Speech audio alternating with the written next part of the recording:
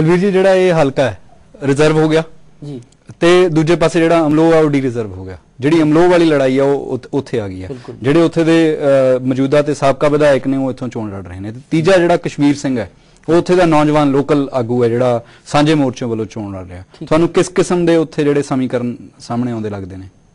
ਸਮੀਕਰਨ ਦੇ ਸਿਰਫ ਇੰਨਾ ਕਿਹਾ ਗਿਆ ਕਿ ਜਿਵੇਂ ਨੌਜਵਾਨ ਹੈਗੇ ਨੇ, ਮੈਂ ਸਮਝਦਾ ਹੈਗਾ ਕਿ ਇਹਨਾਂ ਚੋਣਾਂ ਦਾ 2012 ਦੀਆਂ ਚੋਣਾਂ ਤੋਂ ਬਾਅਦ ਇਹੋ ਜਿਹੇ ਸਮੀਕਰਨ 2016 ਦੇ ਵੀ ਸਾਂਝਾ ਮੋਰਚਾ ਕੀ ਕਰਦਾ ਹੈ ਇਹ ਉਹਦੀ ਤਿਆਰੀ ਕਰ ਰਹੇ ਨੇ। ਹਰ ਥਾਂ ਦੇ ਉੱਤੇ 117 ਕੈਂਡੀਡੇਟ ਖੜੇ ਕਰਨਾ ਸਰਦਾਰ ਮਨਪ੍ਰੀਤ ਸਿੰਘ ਬਾਦਲ ਲਈ ਕੋਈ ਇੰਨਾ ਸੌਖਾ ਨਹੀਂ ਸੀ। ਬਸਪਾ ਵੀ ਇਹੀ ਕਹਿ ਰਹੀ ਹੈ। ਬਸਪਾ ਵੀ ਇਹੀ ਕਹੇਗੀ ਕਿਉਂਕਿ ਉਹ ਵੋਟ ਕੱਟਦੀ ਹੈਗੀ। ਖੈਰ ਬਸਪਾ ਦਾ ਪੰਜਾਬ ਦੇ ਵਿੱਚ ਆਧਾਰ ਹੌਲੀ ਹੌਲੀ ਘਟਿਆ ਹੀ ਹੈ ਕਿਉਂਕਿ ਕਈ ਥਾਂ ਤੇ ਟੁੱਟ ਕੇ ਖੜੀ ਹੋਗੀ, ਫਿਰ ਉਹ ਇੱਕ ਦੂਜੇ ਨਾਲ ਜੁੜਦੇ ਨਹੀਂਗੇ। ਜਿਸ ਕਰਕੇ 90 ਦਾ ਸੰਬੰਧ ਹੈਗਾ, 90 ਦੇ ਵਿੱਚ ਰਮੇਸ਼ ਸਿੰਗਲਾ ਜੀ ਜਿਹੜੇ ਹੈਗੇ ਨੇ ਇੱਕ ਬੜੇ ਪੁਰਾਣੇ ਖਿਡਾਰੀ ਨੇ, ਉਹਨਾਂ ਦਾ ਕੀ ਰੋਲ ਰਹੇਗਾ ਇਹ ਦੇਖਣ ਵਾਲੀ ਗੱਲ ਹੈਗੀ ਕਿਉਂਕਿ ਉਹ ਹੁਣ ਕਿਉਂਕਿ ਰਿਜ਼ਰਵ ਹੋ ਗਿਆ ਇਸ ਕਰਕੇ ਸ਼ਾਇਦ ਉਹ ਇੱਕ ਤਗੜੀ ਵੋਟ ਲੈ ਕੇ ਪਿਛਲੀ ਵਾਰੀ 30-31,000 ਵੋਟ ਲੈ ਗਏ ਸੀ, ਬਿਲਕੁਲ ਲੈ ਗਏ ਸੀ ਜੀ। ਤੇ ਇਸ ਕਰਕੇ ਲੇਕਿਨ ਕਾਕਾ ਰਣਦੀਪ ਨੂੰ ਜਦੋਂ ਐਡਜਸਟਮੈਂਟ ਹੋ ਗਈ ਹੈ ਤਾਂ ਦੋਨਾਂ ਦੀ ਆਪਸ ਬਣਦੀ ਹੈ। ਤਾਂ ਮੇਰੇ ਖਿਆਲ ਦੇ ਵਿੱਚ ਜਿੱਦ ਤੱਕ ਇਸ ਦਾ ਕਿਉਂਕਿ ਹੁਣ ਬਜ਼ੁਰਗ ਹੋ ਚੁੱਕੇ ਨੇ ਜਿਹੜੇ ਪਹਿਲੇ ਸਰਦਾਰ ਨਰਿੰਦਰ ਸਿੰਘ ਹੁੰਦੇ ਸੀਗੇ ਅਕਾਲੀ ਦਲ ਤੋਂ, ਉਹਨਾਂ ਦਾ ਇੱਕ ਕਾਫੀ ਉੱਥੇ ਰਸੂਖ ਸੀਗਾ, ਸ਼ਾਇਦ ਉਹਦਾ ਇਹਨਾਂ ਹੁਣ ਇੰਟਰਸਟ ਨਾ ਹੋਵੇ ਕਿਉਂਕਿ ਉਹ ਪਿੱਛੇ ਉਹਨਾਂ ਦੀ ਲੀਗੇਸੀ ਵੀ ਕੋਈ ਨਜ਼ਰ ਨਹੀਂ ਆਉਂਦੀ। ਤਾਂ ਮੇਰਾ ਖਿਆਲ ਹੈਗਾ ਕਿ ਉੱਥੇ ਐਜ ਜਿਹੜਾ ਹੈਗਾ ਉਹ ਕਾਕਾ ਰਣਦੀਪ ਸਿੰਘ ਜਦੋਂ 100% ਉਹਦੇ ਨਾਲ ਜੁੜ ਜਾਣਗੇ ਤਾਂ ਜੁੜੇ ਵੀ ਹੋਣਗੇ ਅੰਦਰੋਂ ਖਾਤੀ ਕਿਉਂਕਿ ਇੱਕ ਦੂਜੇ ਡਿਪੈਂਡੈਂਟ ਨੇ। ਜਿਹੜੇ ਰਾਜਾ ਨਰਿੰਦਰ ਸਿੰਘ ਦੇ ਗ੍ਰੈਂਡਸਨ ਆ ਜੀ ਉਹ ਬੜੇ ਕੀਨ ਸੀਗੇ, ਵੈਸੇ ਤੇ ਇਹ ਤੇ ਰਿਜ਼ਰਵ ਹੋ ਗਈ ਆ ਕਿਤੇ ਨਾ ਕਿਤੇ ਇਲੈਕਸ਼ਨ ਲੜਨ ਲਈ, ਪਰ ਮੇਰੇ ਨਾਲ ਉਹਨਾਂ ਨੂੰ ਟਿਕਟ ਮਿਲੀ ਨਹੀਂ ਉਹਨਾਂ ਨੂੰ। ਦੇਖੋ ਅਕਾਲੀ ਦਲ ਦੇ ਵਿੱਚ ਇੱਥੇ ਕਿਹੜੀ ਸਭ ਤੋਂ ਵੱਡੀ ਪ੍ਰੋਬਲਮ ਜੋ ਅਕਾਲੀ ਦਲ ਨੂੰ ਫੇਸ ਕਰਨੀ ਪੈਂਦੀ ਹੈਗੀ ਆ ਉਹ ਕਿਤੇ ਨਾ ਕਿਤੇ ਲੋਕਾਂ ਦੇ ਵਿੱਚ ਇਹ ਜਿਹਾ ਲੱਗਦਾ ਹੈਗਾ ਕਿ ਸ਼੍ਰੋਮਣੀ ਅਕਾਲੀ ਦਲ ਕਿਸੇ ਨਾ ਕਿਸੇ ਤਰੀਕੇ ਸਿਰ ਜੋ ਗਰੁੱਪ ਸਰਦਾਰ ਟੋੜਾ ਦਾ ਸੀਗਾ ਉਹ ਖਤਮ ਹੋ ਜਾਣਾ ਚਾਹੀਦਾ ਔਰ ਹੌਲੀ ਹੌਲੀ ਉਹਦਾ ਆਧਾਰ ਘਟ ਗਿਆ ਹੈਗਾ। ਇਹ ਇੱਕ ਬਹੁਤ ਵੱਡਾ ਫੈਕਟਰ ਹੈ ਸ਼੍ਰੋਮਣੀ ਅਕਾਲੀ ਦਲ ਨੂੰ ਕਿ ਉਹ ਪਟਿਆਲੇ ਨੂੰ ਨਾ ਤਾਂ ਉਹ ਡਿਵੈਲਪਮੈਂਟ ਦੇ ਪੱਖੋਂ ਤੇ ਨਾ ਹੀ ਇਹ ਪੋਲੀਟੀਕਲ ਪੱਖੋਂ ਕੋਈ ਤਰਜੀਹ ਦੇ ਕੇ ਰਾਜ਼ੀ ਨੇ। ਜਿਹੜੀ ਇਹ ਅਮਲੋਹ ਤੇ ਨਾਭੇ ਵਾਲੀਆਂ ਜਿਹੜੀਆਂ ਸੀਟਾਂ ਨੇ ਤੇ ਇਹਦੋਂ ਬਾਅਦ ਦੇ ਵਿੱਚ ਜਿਹੜੀਆਂ ਫਤਿਹਗੜ੍ਹ ਸਾਹਿਬ ਦੇ ਵਿੱਚ ਜਿਵੇਂ ਫਤਿਹਗੜ੍ਹ ਸਾਹਿਬ ਵਾਲੀ ਸੀਟ ਹੈ, ਪਟਿਆਲੇ ਵਾਲੀ ਸੀਟ ਹੈ, ਇਹਨਾਂ ਸਾਰੀਆਂ ਸੀਟਾਂ ਦੇ ਉੱਤੇ ਤਾਂ ਕਾਫੀ ਅਸਰ ਰਿਹਾ ਟੋੜਾ ਸਾਹਿਬ ਦਾ। ਹਾਂਜੀ ਹੁਣ ਤੁਸੀਂ ਦੇਖੋ ਨਾ ਕਿ ਹੁਣ ਜਿਵੇਂ ਆਪਾਂ ਜੇ ਜੋ ਤੁਹਾਡੇ ਰੂਰਲ ਦੀ ਆਏਗੀ ਪਟਿਆਲਾ ਰੂਰਲ ਤੇ ਜ਼ਿਆਦਾ ਡਿਸਕਸ਼ਨ ਹੋਏਗੀ, ਇਹਨਾਂ ਦਾ ਅਸਰ ਜਦੋਂ ਰਿਹਾ ਲੇਕਿਨ ਉਹਨਾਂ ਕੈਂਡੀਡੇਟ ਤਾਂ ਕੋਈ ਨਹੀਂ। ਪ੍ਰੋਫੈਸਰ ਚੰਦੂ ਮਾਜਰਾ ਕਿੱਥੇ ਲਹਿਰਾ ਗੱਗਾ, ਫਿਰ ਜੋ ਲੜਨ ਆਉਂਦੇ ਨੇ ਤਾਂ ਪਟਿਆਲੇ 'ਚ ਆ ਜਾਂਦੇ ਨੇ MP ਦਾ ਇਲੈਕਸ਼ਨ, ਹੁਣ ਉਹ ਸਰਹੰਦ ਬੈਠ ਕੇ ਜਾ ਕੇ ਤਾਂ ਉਹ ਇੱਕ ਕਿਸਮ ਨਾਲ ਗੱਡੀ 'ਚ ਬੈਠੇ ਨੇ ਘੁੰਮੀ ਜਾਂਦੇ ਨੇ। ਉਹਨਾਂ ਦਾ ਇੱਕ ਆਪਣਾ ਰਸੂਖ ਹੈਗਾ ਉਹਦੇ ਹਿਸਾਬ ਨਾਲ, ਇੱਕ ਅਕਾਲੀ ਦਲ ਦੀ ਆਪ ਦੀ ਵੋਟ ਹੋਏਗੀ ਉਹਦੇ ਹਿਸਾਬ ਨਾਲ, ਲੇਕਿਨ ਉਹ ਕੋਈ ਬਹੁਤ ਜ਼ਿਆਦਾ ਡੈਂਟ ਕਿਤੇ ਕਰ ਪਾਉਣ ਔਰ ਉਹਨੂੰ ਇੰਪੈਕਟ ਕਰ ਪਾਉਣ ਇਹ ਸਰਹੰਦ ਔਰ ਇੱਕ ਪਟਿਆਲਾ ਇਹ ਦੋਨੋਂ ਹੀ ਅਨਫੋਰਚੂਨੇਟਲੀ ਕਿਸੇ ਦੇ ਰਡਾਰ ਤੇ ਨਹੀਂ ਹਨਗੇ। ਇਸ ਕਰਕੇ ਚੰਦੂ ਮਾਜਰਾ ਜੀ ਬਾਰੇ ਕਿਹਾ ਜਾਂਦਾ ਕਿ ਜੱਦੀ ਪਿੰਡ ਤੋਂ ਲੜਨ ਤੋਂ ਬਾਅਦ ਇਸ ਵਾਰ ਉਹ ਸਹੁਰਿਆਂ ਦੇ ਪਿੰਡ ਵੱਲੋਂ ਲੜਨ ਆਏ ਨੇ ਚੋਣ। ਇੱਕ ਗੱਲ ਮੈਂ ਜ਼ਰੂਰ ਕਹਿਣੀ ਚਾਹਾਂਗਾ ਕਿ ਉੱਥੇ ਸ਼ਹਿਰ ਦੀ ਡਿਵੈਲਪਮੈਂਟ ਨਹੀਂ ਹੋਈ, ਮੀਂਹ ਕਿਤੇ ਪੈਂਦਾ ਤੇ ਪਾਣੀ ਉੱਥੇ ਖੜ ਜਾਂਦਾ। ਉਹਨਾਂ ਹਾਲਤਾਂ ਨੂੰ ਦੇਖਦੇ ਹੋ ਉੱਥੋਂ ਦੀਆਂ ਕਲੋਨੀਆਂ ਨੇ ਨਾ, ਇੱਕ 1961 ਦੀ ਧਾਰਾ 94 ਉਹ ਦੇ ਤਹਿਤ ਵੀ ਵੋਟ ਦੀ ਵਰਤੋਂ ਕਰਾਂਗੇ ਪਰ ਬਟਨ ਨਹੀਂ ਦਬਾਵਾਂਗੇ। ਇਹ ਜਿਹੜਾ ਇੱਕ ਨਵਾਂ ਟ੍ਰੈਂਡ ਉੱਥੇ ਉਹਨਾਂ ਨੇ ਨਾਭੇ ਦੇ ਵਿੱਚ ਬਹੁਤ ਫੈਲਿਆ। IDP ਕੋਈ ਮੇਰੇ ਖਿਆਲ ਇੰਡੀਅਨ ਡੈਮੋਕ੍ਰੈਟਿਕ ਪਾਰਟੀ ਜਾਂ ਇੰਟਰਨੈਸ਼ਨਲ ਡੈਮੋਕ੍ਰੈਟਿਕ ਪਾਰਟੀ, ਉਹਨਾਂ ਨੇ ਲੀਫਲੇਟ ਵੀ ਵੰਡਿਆ ਪਰ ਉਹਨਾਂ ਕਲੋਨੀਆਂ ਨੇ ਇਕੱਠੇ ਹੋ ਕੇ ਇਹ ਅਸੀਂ ਪੜ੍ਹਨ ਲਿਆ ਵੀ ਅਸੀਂ ਇਹ ਨਹੀਂ ਕਰਾਂਗੇ। ਉਹਨਾਂ ਨੇ 2009 ਚ ਵੀ ਇਹ ਕੀਤਾ ਸੀ। ਜੀ ਆਓ ਹੁਣ ਨਜ਼ਰ ਮਾਰਦੇ ਹਾਂ ਹਲਕਾ ਪਟਿਆਲਾ ਰੂਰਲ ਉੱਤੇ। ਲੋਕ ਸਭਾ ਸੀਟ ਪਟਿਆਲਾ ਅਧੀਨ ਆਉਂਦੇ ਹੋਰਾਂ ਵਿਧਾਨ ਸਭਾ ਹਲਕਿਆਂ ਦੀ ਗੱਲ ਕਰਨ ਤੋਂ ਪਹਿਲਾਂ ਅਸੀਂ ਆਪਣੇ ਦਰਸ਼ਕਾਂ ਨੂੰ ਇੱਕ ਵਾਰ ਫੇਰ ਦੱਸ ਦਈਏ ਕਿ ਅੱਜ ਦੀ ਇਹ ਚਰਚਾ 2008 ਦੀ ਨਵੀਂ ਹੱਦਬੰਦੀ ਤੋਂ ਬਾਅਦ ਹੋਈਆਂ 2009 ਦੀਆਂ ਲੋਕ ਸਭਾ ਚੋਣਾਂ ਬਾਰੇ ਕੀਤੀ ਜਾ ਰਹੀ ਹੈ। ਨਵੀਂ ਹੱਦਬੰਦੀ ਨਾਲ ਜਿੱਥੇ ਪੰਜਾਬ ਦੇ ਵਿਧਾਨ ਸਭਾ ਹਲਕਿਆਂ ਵਿੱਚ ਹੋਰ ਬਦਲਾਅ ਆਏ ਸਨ, ਉੱਥੇ ਇਹਨਾਂ ਹਲਕਿਆਂ ਦੇ ਲੋਕ ਸਭਾ ਹਲਕੇ ਵੀ ਬਦਲ ਗਏ ਸਨ। ਇਹਨਾਂ ਚੋਣਾਂ ਮੌਕੇ ਵਿਧਾਨ ਸਭਾ ਹਲਕਿਆਂ ਦੇ ਸਿਆਸੀ ਸਮੀਕਰਨ ਵੀ ਨਵੇਂ ਰੂਪ ਵਿੱਚ ਸਾਹਮਣੇ ਆਏ ਸਨ। ਸੋ ਚਰਚਾ ਨੂੰ ਅੱਗੇ ਤੋਰਦੇ ਹੋਏ ਨਜ਼ਰ ਮਾਰਦੇ ਹਾਂ ਵਿਧਾਨ ਸਭਾ ਹਲਕਾ ਪਟਿਆਲਾ ਦਿਹਾਤੀ ਤੇ।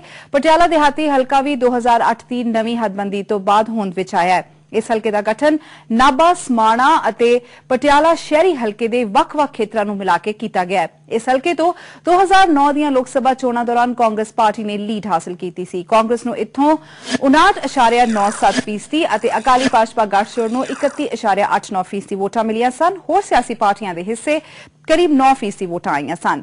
ਤਾਜ਼ਾ ਅੰਕੜਿਆਂ ਮੁਤਾਬਕ ਇਸ ਹਲਕੇ ਦੇ ਵੋਟਰਾਂ ਦੀ ਗਿਣਤੀ 1,70,268 ਹੈ, ਜਿਸ ਵਿੱਚ 92,830 ਮਰਦ ਅਤੇ 84,458 ਔਰਤਾਂ ਸ਼ਾਮਿਲ ਨੇ। ਇਸ ਹਲਕੇ ਤੋਂ ਅਕਾਲੀ ਭਾਜਪਾ ਗੱਠਜੋੜ ਨੇ ਪੰਥ ਰਤਨ ਗੁਰਚਰਨ ਸਿੰਘ ਟੋੜਾ ਦੀ ਪੁੱਤਰੀ ਕੁਲਦੀਪ ਕੌਰ ਟੋੜਾ ਨੂੰ ਚੋਣ ਮੈਦਾਨ ਵਿੱਚ ਉਤਾਰਿਆ। ਕਾਂਗਰਸ ਵੱਲੋਂ ਬ੍ਰਹਮ ਮੋਹਿੰਦਰਾ ਅਤੇ ਸਾਂਝੇ ਮੋਰਚੇ ਵੱਲੋਂ ਵੇਦ ਚੰਦ ਚੋਣ ਲੜ ਰਹੇ ਨੇ। ਕੰਗ ਸਾਹਿਬ ਨਵੀਂ ਸੀਟ ਆ ਔਰ ਇੱਥੇ ਇੱਕ ਰੈਬਲ ਵੀ ਹੈ, ਅਕਾਲੀ ਦਲ ਦਾ ਬੜਾ ਸਟਰੋਂਗ ਰੈਬਲ ਆ ਜਿਹੜਾ ਸਤਵੀਰ ਸਿੰਘ ਖਟਰਾ, ਉਹ ਯੂਥ ਅਕਾਲੀ ਦਲ ਦਾ ਮੈਂਬਰ ਸੀ ਔਰ ਉਹਨੇ ਕਾਫੀ ਐਨਜੀਓ ਨੇ ਕੰਮ ਵੀ ਉੱਥੇ ਕਾਫੀ ਕੀਤਾ। ਜਦੋਂ 2009 ਦੀਆਂ ਲੋਕ ਸਭਾ ਚੋਣਾਂ ਹੋਈਆਂ ਸੀ ਇੱਥੇ ਕਾਂਗਰਸ ਨੂੰ ਬੜੀ ਵੱਡੀ ਲੀਡ ਮਿਲੀ ਇੱਥੋਂ ਆਲਮੋਸਟ 25,000 ਦੀ। ਪਰ ਜਿਹੜੇ ਕਾਂਗਰਸ ਦੇ ਕੈਂਡੀਡੇਟ ਹੈ ਬ੍ਰਹਮ ਮਹਿੰਦਰਾ ਉਹ ਸਮਾਣੇ ਤੋਂ ਇੱਥੇ ਆਏ ਆ। ਸੋ ਕੀ ਪੋਜੀਸ਼ਨ ਲੱਗਦੀ ਤੁਹਾਨੂੰ? ਦੇਖੋ ਜੀ, ਬ੍ਰਹਮ ਮਹਿੰਦਰਾ ਜੀ ਇੱਕ ਬਹੁਤ ਡੂੰਘੇ ਖਿਡਾਰੀ ਨੇ। ਉਹਨਾਂ ਨੇ ਸੀਟ ਮੰਗੀ ਹੈ, ਸਮਾਣੇ ਵੀ ਜਾ ਸਕਦੇ ਸੀ ਲੇਕਿਨ ਇਹ ਸੀਟ ਮੰਗੀ ਹੈ। ਉਹਦੇ ਵਿੱਚ ਸ਼ਹਿਰੀ ਇਲਾਕਾ ਹੈਗਾ, ਸ਼ਹਿਰ 'ਚ ਖੁਦ ਰਹਿਣ ਵਾਲੇ ਨੇ ਔਰ ਉਹਦੇ ਵਿੱਚ ਤ੍ਰਿਪੜੀ ਸਮਾਣੇ ਦਾ ਕਾਫੀ ਏਰੀਆ ਐਕਚੁਅਲੀ ਆਇਆ ਹੈ, ਸਮਾਣੇ ਦਾ ਏਰੀਆ ਵੀ ਨਾਲ ਆ ਗਿਆ ਹੈਗਾ। ਸ਼ਹਿਰ ਦੇ ਵਿੱਚ ਉਹਦਾ ਵੈਸੇ ਰਸੂਖ ਹੈਗਾ ਕਿਉਂਕਿ ਜਿਹੜਾ ਸ਼ਹਿਰ ਦਾ ਏਰੀਆ ਵੀ ਹੈਗਾ ਉੱਥੇ ਉਹਨਾਂ ਦੇ ਆਪਦੇ ਹੈਗੇ ਨੇ। ਔਰ ਇੱਕ ਬ੍ਰਹਮ ਜੀ ਦੇ ਵਿੱਚ ਇੱਕ ਬਹੁਤ ਵੱਡੀ ਗੱਲ ਵੀ ਹੈਗੀ ਕਿ ਉਹਨਾਂ ਦਾ ਆਰਐਸਐਸ ਦੇ ਗਰੁੱਪ ਨਾਲ ਵੀ ਅੰਦਰੋਂ ਖਾਤੀ ਇੱਕ ਬਹੁਤ ਵੱਡਾ ਗੱਠਜੋੜ ਹੁੰਦਾ ਹੈਗਾ। ਜਦੋਂ ਵੀ ਉਹ ਜਿੱਤਦੇ ਨੇ, ਚਾਹੇ ਉਹ ਪਟਿਆਲਾ ਸ਼ਹਿਰ ਹੋਵੇ ਤੇ ਚਾਹੇ ਸਮਾਣੇ ਦੇ ਵਿੱਚ ਹੋਵੇ, ਉਹਨਾਂ ਨੂੰ ਉਹ ਵੋਟ ਪੈਂਦੀ ਹੈਗੀ ਆ। ਉਸ ਤੋਂ ਇਲਾਵਾ ਵੀ ਉਹਨਾਂ ਬੜੇ ਪੁਰਾਣੇ ਹੈਗੇ, ਉਹਨਾਂ ਨੂੰ ਉਦੋਂ ਦੇ ਸੰਜੇ ਗਾਂਧੀ ਵੇਲੇ ਦੇ ਚਲੇ ਆ ਰਹੇ ਨੇ, ਉਹ ਗਰੁੱਪ ਹੈਗਾ। ਮੈਂ ਮਹਿਸੂਸ ਕਰਦਾ ਹੈਗਾ ਜੀ ਕਿ ਜਿਹੜੇ ਟੌੜਾ ਸਾਹਿਬ ਨੂੰ ਜਿਹੜੀ ਸੀਟ ਦਿੱਤੀ ਗਈ ਹੈ ਉਹ ਸਿਰਫ ਐਡਜਸਟਮੈਂਟ ਕੀਤੀ ਗਈ ਹੈ।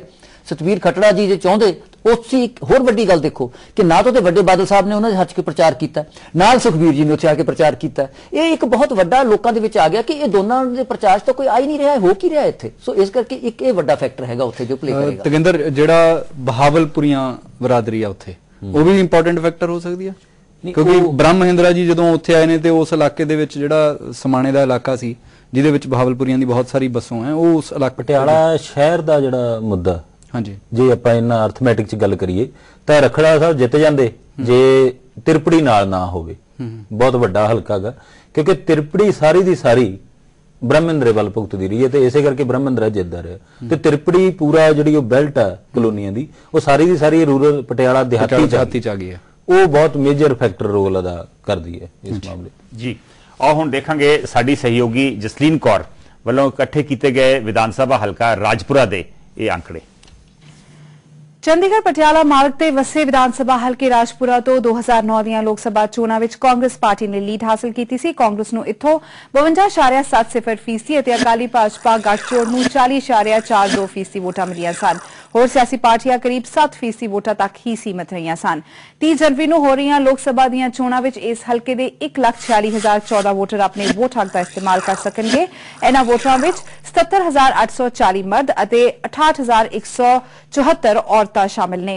ਰਾਜਪੁਰਾ ਤੋਂ ਅਕਾਲੀ ਭਾਜਪਾ ਗੱਠਜੋੜ ਦੇ ਮੌਜੂਦਾ ਵਿਧਾਇਕ ਰਾਜ ਖੁਰਾਨਾ ਮੁੜ ਤੋਂ ਚੋਣ ਮੈਦਾਨ ਵਿੱਚ ਨੇ, ਜਦਕਿ ਕਾਂਗਰਸ ਵੱਲੋਂ ਹਰਦਿਆਲ ਸਿੰਘ ਚੋਣ ਲੜ ਰਹੇ ਨੇ। ਸਾਂਝੇ ਮੋਰਚੇ ਵੱਲੋਂ ਇਥੋਂ ਡਾਕਟਰ ਲਾਜਪਤ ਰਾਏ ਨੂੰ ਟਿਕਟ ਦਿੱਤੀ ਗਈ ਸੀ, ਪਰ ਉਹਨਾਂ ਦੇ ਕਾਗਜ਼ ਰੱਦ ਹੋ ਜਾਣ ਕਾਰਨ ਹੁਣ ਇਥੋਂ ਉਹਨਾਂ ਦੀ ਪਤਨੀ ਨੀਰੂ ਚੌਧਰੀ ਚੋਣ ਲੜ ਰਹੀ ਹੈ। ਕੰਗ ਸਾਹਿਬ, ਇਹਦੇ ਵਿੱਚ ਜਿਹੜੀ ਨਵੀਂ ਹਲਕਾਬੰਦੀ ਉਹਦਾ ਬਹੁਤ ਅਸਰ ਹੋਇਆ। 50 ਪਿੰਡ ਜਿਹੜੇ ਬਨੂੜ ਹਲਕੇ ਦੇ ਸੀਗੇ ਜਿਨ੍ਹਾਂ 'ਚ ਕੈਪਟਨ ਕਮਲਜੀਤ ਸਿੰਘ ਦਾ ਚੰਗਾ ਅਸਰ ਰਸੂਖ ਮੰਨਿਆ ਜਾਂਦਾ, ਉਹ ਇੱਥੇ ਜੁੜ ਗਏ ਨੇ ਤੇ ਕੁਝ ਹਲਕੇ ਇਹਦੇ ਕੱਟ ਕੇ ਉਧਰ ਜੁੜ ਗਏ ਨੇ ਜਿੱਥੇ ਮੰਨਿਆ ਜਾਂਦਾ ਸੀ ਕਿ ਰਾਜ ਖੁਰਾਨਾ ਤੇ ਬੀਜੇਪੀ ਦਾ ਬਹੁਤ ਅਸਰ ਹੈ। ਤੇ ਰਾਜ ਖੁਰਾਨਾ ਦੇ ਅਗੇਂਸਟ ਜਿਹੜੇ ਕੈਂਡੀਡੇਟ ਖੜੇ ਨੇ ਕਾਂਗਰਸ ਦੇ, ਹਰਦਿਆਲ ਸਿੰਘ, ਉਹ ਕੰਬੋਜ ਬਰਾਦਰੀ ਦੇ ਨੇ ਜਿਹੜੀ ਇੱਥੇ ਕਾਫੀ ਗਿਣਤੀ ਦੇ ਵਿੱਚ ਹੈ ਤੇ ਪ੍ਰਨੀਤ ਕੌਰ ਦੇ ਬਹੁਤ ਵਫਾਦਾਰ ਬੰਦਿਆਂ ਚੋਂ ਗਿਣੇ ਜਾਂਦੇ ਨੇ। ਤੁਹਾਨੂੰ ਕੀ ਲੱਗਦਾ ਉਸ ਜੇ ਐਤਕੀ ਹਰਦਿਆਲ ਕੰਬੋ ਨਹੀਂ ਜਿੱਤਦੇ ਤਾਂ ਉਹਦਾ ਸਿਆਸੀ ਫਿਕ ਖਤਮ ਹੋ ਜਾਏਗਾ। ਸੱਚਾਈ ਤਾਂ ਇਹ ਹੈ। ਪਿਛਲੀ ਵਾਰੀ ਬੜੀ ਵੋਟਾਂ ਤੇ ਹਾਰੇ ਆ, ਉਹ 14-15,000 ਵੋਟਾਂ ਤੇ ਹਾਰੇ ਆ। ਐਤਕੀ ਥੋੜਾ ਜਿਹਾ ਇੱਕ ਤਾਂ ਬਹੁਤ ਨਜ਼ਦੀਕ ਨੇ, ਦੂਸਰੇ ਜਿਹੜਾ ਸਮੀਕਰਨ ਤੁਸੀਂ ਕਹਿ ਰਹੇ ਸੀਗੇ ਕਿ ਰਾਜਪੁਰਾ ਦੇ ਵਿੱਚ ਬਹੁਤ ਇਫੈਕਟ ਪਏਗਾ ਜਦੋਂ ਆਪਾਂ ਲੋਕ ਸਭਾ ਦੀ ਗੱਲ ਕਰ ਰਹੇ ਸੀਗੇ, ਤਾਂ ਉਹ ਸੱਚਾਈ ਹੈਗੀ ਹੈ। ਕਿਉਂਕਿ ਰਾਜ ਖੁਰਾਨਾ ਦੇ ਖਿਲਾਫ ਦੇਖੋ, ਜਦ ਤੱਕ 2008 ਦੀਆਂ ਚੋਣਾਂ ਤੱਕ ਤਾਂ ਰਾਜਕੁਮਾਰ ਅਨਬੀਟੇਬਲ ਨਜ਼ਰ ਆਉਂਦੇ ਹੁੰਦੇ ਸੀਗੇ ਵੀ ਕੋਈ ਵੀ ਇੱਥੇ ਆਏਗਾ ਤਾਂ, ਲੇਕਿਨ ਹੁਣ ਪਿੱਛੇ ਤੋਂ ਬਾਅਦ ਕੁਝ ਤਾਂ ਉਹਨਾਂ ਦੇ ਕਰਪਸ਼ਨ ਦੇ ਐਲੀਗੇਸ਼ਨ, ਹਾਲਾਂਕਿ ਸੀਬੀਆਈ ਦਾ ਕੋਈ ਇਫੈਕਟ ਮੈਂ ਨਹੀਂ ਸਮਝਦਾ ਕਿ ਹੋਇਆ, ਲੇਕਿਨ ਲੋਕਾਂ ਦੇ ਵਿੱਚ ਜ਼ਰੂਰ ਹੈ ਕਿ ਉਹਨਾਂ ਨੇ ਇੱਕ ਕੋਟਰੀ ਪਾਲ ਕੇ ਉਹਨਾਂ ਨੂੰ ਇੱਕ ਐਡਵਾਂਟੇਜ ਦਿੱਤਾ। ਕਹਿੰਦੇ ਉਹਨਾਂ ਨੇ ਇੰਡਸਟਰੀ ਵੀ ਕਾਫੀ ਲੈ ਕੇ ਆਂਦੀ ਉਸ ਏਰੀਆ ਦੇ ਵਿੱਚ। ਨਜ਼ਰ ਤਾਂ ਕੋਈ ਆਉਂਦੀ ਨਹੀਂ ਜੀ ਕਿਸੇ ਨੂੰ। ਇੰਡਸਟਰੀ ਜਿਹੜੀ ਆਣੀ ਹੈਗੀ ਹੈ ਉਹ ਠੀਕ ਹੈ, ਥਰਮਲ ਪਲਾਂਟ ਨਜ਼ਦੀਕ ਆ ਗਿਆ, ਲੇਕਿਨ ਉਹ ਹੁਣ ਉਹਨਾਂ ਨੂੰ ਇਫੈਕਟ ਨਹੀਂ ਕਰਦਾ। ਜਿਹੜੇ ਆਈਟੀ ਸੈਕਟਰ ਲਈ ਇਹਨਾਂ ਨੇ ਜ਼ਮੀਨਾਂ ਐਕਵਾਇਰ ਕਰਨੀਆਂ ਸੀਗੀਆਂ, ਉਹਦੇ ਵਿੱਚ ਇਹਨਾਂ ਦੇ ਕਰਪਸ਼ਨ ਦੇ ਚਾਰजेस ਲੱਗ ਗਏ ਕਿ ਇਹਨਾਂ ਨੇ ਸਰਕਾਰ ਨਾਲ ਰਲ ਕੇ ਸਾਨੂੰ ਧੱਕਾ ਕੀਤਾ। ਔਰ ਉਹ ਐਨ ਬਲਾਕ ਪਿੰਡ ਜਿਹੜੇ ਨੇ ਉਹ ਰਾਜ ਖੁਰਾਨਾ ਜੀ ਦੇ ਖਿਲਾਫ ਨੇ। ਕੰਬੋ ਬਰਾਦਰੀ ਬਹੁਤ ਵੱਡਾ ਰੋਲ ਅਦਾ ਕਰੇਗੀ। ਉਹ ਸ਼ਹਿਰੋਂ ਥੋੜੀ ਬਹੁਤ ਵੋਟ ਜ਼ਰੂਰ, ਲੇਕਿਨ ਹੁਣ ਸ਼ਹਿਰ ਵੀ ਪਹਿਲੀ ਵਾਰੀ 2 ਜਾਂ 3 ਕਾਉਂਸਲਰ ਜਿਹੜੇ ਕਿ ਇਸ ਉੱਥੇ ਵੀ ਜਿਹੜੀ ਸੀ ਕਮਿਊਨਿਟੀ ਦੀ ਗੱਲ ਕਰਦੇ ਹਾਂ, ਤ੍ਰਿਪੜੀ ਦੇ ਵਿੱਚ ਬਹਾਵਲਪੁਰੀਆ ਕਮਿਊਨਿਟੀ ਹੈਗੀ, ਬੇਸਿਕਲੀ ਇਹਨਾਂ ਦਾ ਬੇਸ ਉਹ ਹੈਗਾ, ਉੱਥੋਂ ਥੋੜੀ ਜਿਹੀ ਉਹ ਵੀ ਟੁੱਟ ਗਈ ਹੈਗੀ ਹੈ। ਮੈਂ ਆਸ ਰੱਖਦਾ ਕਿ ਬਹੁਤ ਕਾਟੇ ਦੀ ਚੱਕਰ ਹੋਏਗੀ। 1947 ਚ ਜਿਹੜੀ ਬਰਾਦਰੀ ਪਾਕਿਸਤਾਨ ਤੋਂ ਇੱਥੇ ਹਿਜਰਤ ਕਰਕੇ ਆਈ ਹੈ। ਜੋਗਿੰਦਰ, ਰਾਜਪੁਰੇ ਦੇ ਇੱਕ ਟ੍ਰੈਡੀਸ਼ਨ ਰਹੀ ਹੈ, ਜੇ ਆਪਾਂ ਰਾਜਪੁਰਾ ਉਹਦੀ ਹਿਸਟਰੀ ਦੇਖੀਏ ਵੀ ਜਿੱਧਰ ਟਾਊਨ ਜਾਂਦਾ ਉਹੀ ਬੰਦਾ ਚੋਣ ਜਿੱਤ ਜਾਂਦਾ, ਕਿਉਂਕਿ ਟਾਊਨ ਦੀ ਜਿਹੜੀ ਵੋਟ ਆ 40,000। ਇਹ ਹਰਦਿਆਲ ਕੰਬੋਜ ਦੇ ਹਾਰਨ ਦਾ ਵੀ ਕਾਰਨ ਇਹੀ ਸੀ ਕਿਉਂਕਿ ਟਾਊਨ 'ਚ ਵੋਟ ਨਹੀਂ ਪੈਂਦੀ। ਪਰ ਇਸ ਵਾਰ ਜਿਹੜੇ 2 ਮੇਜਰ ਆ ਵੀ ਆਕੜੀ ਪਿੰਡ ਦੇ ਕੋਲ ਜਿਹੜਾ ਆਈਟੀ ਸੈਕਟਰ ਉਹਨਾਂ ਨੇ ਖੜਾ ਕੀਤਾ 1400 ਏਕੜ ਦਾ 1400,000 ਏਕੜ ਦਾ, ਉੱਥੇ ਜਿਹੜਾ ਰਾਜ ਖਰਾਣੇ ਦਾ ਰੋਲ ਆ ਉਹ ਬਹੁਤ ਜ਼ਿਆਦਾ ਨੈਗੇਟਿਵ ਆ। ਤੇ ਦੂਜਾ ਜਿਹੜਾ ਲਾਜਪਤ ਰਾਏ ਖੜੇ ਹੋਏ ਨੇ ਸਾਂਝੇ ਮੋਰਚੇ ਬੰਨੀ, ਉਹਨਾਂ ਦੀ ਵਾਈਫ ਹੁਣ ਕਾਗਜ਼ ਰੱਦ ਕਰਕੇ ਲੜ ਰਹੀ ਆ, ਉਹ ਵੀ ਬਹਾਵਲਪੁਰੀ ਕਮਿਊਨਿਟੀ ਦੇ ਨੇ। ਉਹ ਕਿੰਨਾ ਕੁ ਉੱਥੇ ਡੈਂਟ ਪਾਉਣਗੇ ਇਸ ਗੱਲ ਤੇ? ਇਹ ਬਹੁਤ ਪੁਰਾਣੀ ਬੀਜੇਪੀ ਸੀਟ ਹੈ ਇੱਥੇ। ਬਲਰਾਮ ਜੀ ਦਾਸ ਟੰਡਨ ਵੀ ਕਿਸੇ ਵੇਲੇ ਇਲੈਕਸ਼ਨ ਲੜੇ। ਸ਼ਹਿਰ ਦੀ ਵੋਟ ਬਹੁਤ ਪੈਂਦੀ ਹੈ, ਐਟ ਲੀਸਟ 80% ਸ਼ਹਿਰ ਦੀ ਵੋਟ ਭੁਗਤ ਜਾਂਦੀ ਹੈ ਇੱਧਰ। ਤੇ ਇੱਥੇ ਦੂਸਰਾ ਜਿਹੜਾ ਇੰਡਸਟਰੀ ਦੀ ਗੱਲ ਕਰਦੇ ਹੋ, ਇੰਡਸਟਰੀ ਤਾਂ ਟੋਟਲੀ ਸ਼ਿਫਟ ਹੋ ਗਈ ਹੈ, ਉੱਥੋਂ ਮੈਕਸਿਮਮ ਸ਼ਿਫਟ ਹੋਈ ਹੈ। ਨਹੀਂ, ਇਹਨਾਂ ਨੇ ਪ੍ਰੋਜੈਕਟਸ ਅਨਾਉਂਸ ਕੀਤੀ ਹੈ, ਕੁਝ ਉੱਥੇ ਕੋਈ ਲੈਂਡ ਐਕਵਾਇਰ ਵੀ ਕਰ ਰਹੇ ਸੀ, ਜੇ ਤੇ ਬੜਾ ਵਿਵਾਦ ਹੋ ਗਿਆ। ਕੋਈ ਨਹੀਂ ਜੀ। ਉਹ ਦੇਖੋ ਨਾ ਜੀ, ਪ੍ਰੋਬਲਮ ਕੀ ਆਂਦੀ ਹੈਗੀ ਹੈ ਕਿ ਜਦੋਂ ਤੁਸੀਂ ਅਨਾਉਂਸ ਹੀ ਕਰਦੇ ਹੋ ਔਰ ਕੁਝ ਕਰ ਨਹੀਂ ਪਾਉਂਦੇ ਤਾਂ ਲੋਕਾਂ ਤੇ ਉਹਦਾ ਅਸਰ ਹੁੰਦਾ। ਅੱਛਾ, ਔਰ ਇੱਕ ਹੋਰ ਵੱਡੀ ਪ੍ਰੋਬਲਮ ਇੱਥੇ ਹੈਗੀ ਹੈ ਜੀ ਕਿ ਜਿਹੜੇ ਰਾਜਪੁਰਾ ਦਾ ਏਰੀਆ ਹੈਗਾ ਹੁਣ ਬਨੂੜ ਨਾਲ ਕਨੈਕਟਡ ਹੋਣ ਕਰਕੇ ਉੱਥੇ ਗਿਆਨ ਸਾਗਰ ਆ ਗਿਆ ਹੈਗਾ, ਸਵਾਈਟ ਦੇ ਐਜੂਕੇਸ਼ਨਲ ਇੰਸਟੀਚਿਊਟਸ ਨੇ, ਲੋਕੀ ਉੱਥੋਂ ਆਉਂਦੇ ਜਾਂਦੇ ਨੇ, ਸ਼ਿਫਟ ਹੁੰਦੇ ਨੇ। ਇਹਦੇ ਬਾਵਜੂਦ ਰਾਜਪੁਰਾ ਜਿਹੜਾ ਹੈਗਾ ਉਹ ਡਿਵੈਲਪ ਨਹੀਂ ਹੋ ਪਾਇਆ। ਜੇ ਮਾੜੀ ਮੋਟੀਆਂ ਸਕੀਮਾਂ ਲੰਘੀਆਂ ਨੇ ਜਾਂ ਸੜਕਾਂ ਬਣ ਰਹੀਆਂ ਨੇ, ਉਹ ਨੈਸ਼ਨਲ ਸਰਕਾਰ ਦੇ ਹਿਸਾਬ ਨਾਲ ਬਣ ਰਹੀਆਂ ਨੇ। ਰਾਜ ਖੁਰਾਨਾ ਜੀ ਦਾ ਸ਼ਾਇਦ ਇੱਕ ਐਸਾ ਇਮੇਜ ਬਣ ਗਿਆ ਕਿ ਉਹ ਬਹੁਤ ਡਿਸਾਈਲ ਹੋ ਸਕਦੇ ਨੇ, ਲੇਕਿਨ ਉਹਨਾਂ ਤੋਂ ਕੰਮ ਨਹੀਂ ਹੋ ਪਾਏਗਾ। ਪੁਰਾਣੇ ਕਾਂਗਰਸਮੈਨ ਵੀ ਰਹੇ ਆਏ, ਸੋ ਕੁਝ ਉਹ ਵੀ ਇਨਫਲੂਐਂਸ ਥੋੜੇ ਬਹੁਤ ਕਾਂਗਰਸ ਦਾ ਵੋਟ ਉਹਨਾਂ ਨੂੰ ਪੈ ਸਕਦਾ ਨਹੀਂ ਪਏਗਾ ਜੀ। ਹੁਣ ਕਾਂਗਰਸ ਨਹੀਂ ਕਰੇਗੀ, ਕਿਉਂਕਿ ਜਿਹੜੀ ਅਸਲੀ ਗੱਲ ਇਹ ਹੈਗੀ ਕਿ ਜਦੋਂ ਦੀ ਅਨਾਉਂਸਮੈਂਟ ਹੋ ਗਈ ਹੈ ਕਿ ਕੈਪਟਨ ਰਮਰਿੰਦਰ ਸਿੰਘ ਜਿਹੜੇ ਹੈਗੇ ਸਾਡੇ ਕੈਂਡੀਡੇਟ ਹੋਣਗੇ, ਤਾਂ ਮੈਂ ਮਹਿਸੂਸ ਕਰਦਾ ਇਹ ਵੀ ਕਾਫੀ ਹੱਦ ਤੱਕ ਸ਼ਿਫਟ ਕਰੇਗਾ ਐਟੀਟਿਊਡ ਲੋਕਾਂ ਦਾ ਕਿ ਹੁਣ ਅਸੀਂ ਕੀ ਕਰੀਏ, ਸਪੈਸ਼ਲੀ ਪਟਿਆਲੇ ਦੇ ਵਿੱਚ। ਜੀ, ਇੱਥੇ ਅਸੀਂ ਲੈਂਦੇ ਹਾਂ ਇੱਕ ਛੋਟਾ ਜਿਹਾ ਬ੍ਰੇਕ ਤੋਂ ਬਾਅਦ ਅਸੀਂ ਪਟਿਆਲਾ ਦੇ ਵਿਧਾਨ ਸਭਾ ਹਲਕਿਆਂ ਬਾਰੇ ਗੱਲਬਾਤ ਇਸੇ ਤਰ੍ਹਾਂ ਹੀ ਜਾਰੀ ਰੱਖਾਂਗੇ।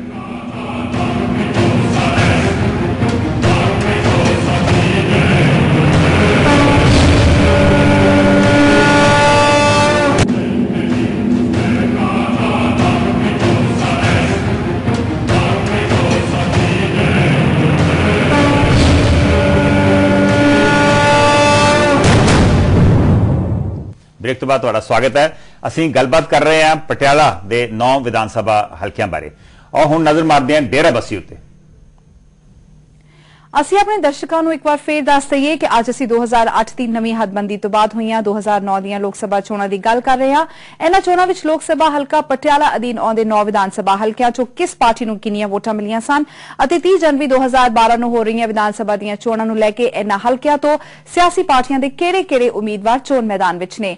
ਹੁਣ ਅਸੀਂ ਗੱਲ ਕਰਾਂਗੇ ਲੋਕ ਸਭਾ ਹਲਕਾ ਪਟਿਆਲਾ ਅਧੀਨ ਆਉਂਦੇ ਵਿਧਾਨ ਸਭਾ ਹਲਕੇ ਡੇਰਾ ਬੱਸੀ ਦੀ। ਵਿਧਾਨ ਸਭਾ ਹਲਕਾ ਡੇਰਾ ਬੱਸੀ ਵੀ 2008 ਦੀ ਨਵੀਂ ਹੱਦਬੰਦੀ ਤੋਂ ਬਾਅਦ ਹੋਂਦ ਵਿੱਚ ਆਇਆ ਹੈ।